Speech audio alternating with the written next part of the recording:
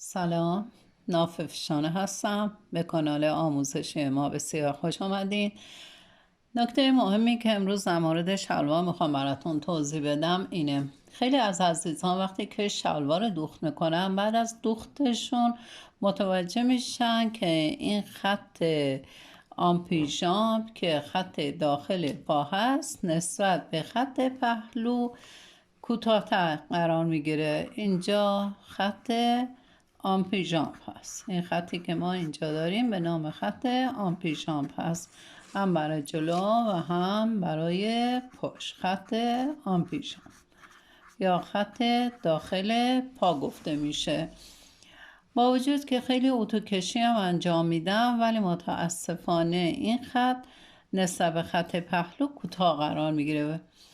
برای رفع این اشکال میتونید این کار انجام بدین. ببینید از خط فا روی خط اتو شما 10 سانتی متر پایین بیاین و یه خط بکشین تو سراسر الگوتون. یه خط بکشین هم برای جلو الگو، اینجا قسمت جلوه، و هم برای پشت الگو.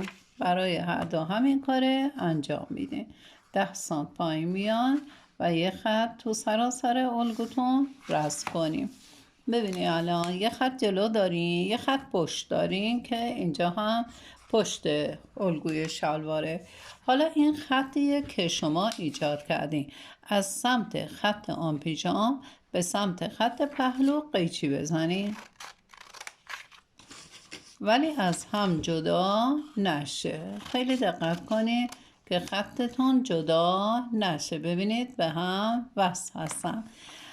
زیر این قسمت هایی که شما قیچی زدین باید 2 سانت عوضمان بدین. میتونید یه کاغذ قرار بدین زیرش، اینجوری 2 سانت عوضمان بدین.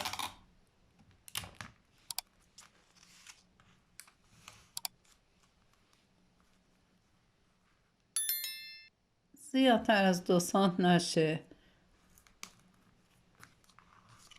2 سانت برای قسمت جلو و 2 سانت هم برای قسمت پشت. دقت کنید هر دو هم دقیق و یک اندازه عوضمان بدیم که دیگه این خط آمپیژامپتون کوتاه بلند نشه. خیلی هم مهمه که شما این خط آمپیژام از بالا تا خط زانو، این خط با این خط همیشه کنترل کنید که یک اندازه باشه. جلو و پشت یک اندازه باشه این خط. اگه یه وقت پهلوتون، خط پهلو کمی حالت فرو رفتگی داشت، یه خط بکشین مرتبش کنی، حالت فرو رفتگیشه رفع کنیم. خب این خط من آرایش کردم و حالا قیچی میزنم که عوضمانی که دادم در یه خط قرار بگیره و کم و زیاد نشه. این طرف پهلو رو هم قیچی میزنم.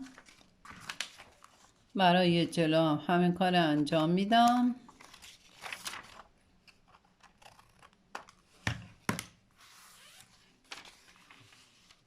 الان با خیال راحت شما میتونید الگوتون رو بزنید رو پاچه، برش بزنید و دوخت بزنید و اون مشکلی که قبلا براتون به وجود میومد دیگه اینجا نداری. این خط با اون خط هر دو حالت برابر قرار میگیره بعد از دوخت.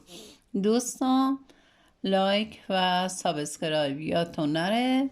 شما را تا برنامه بعدی به خدا میسپارم.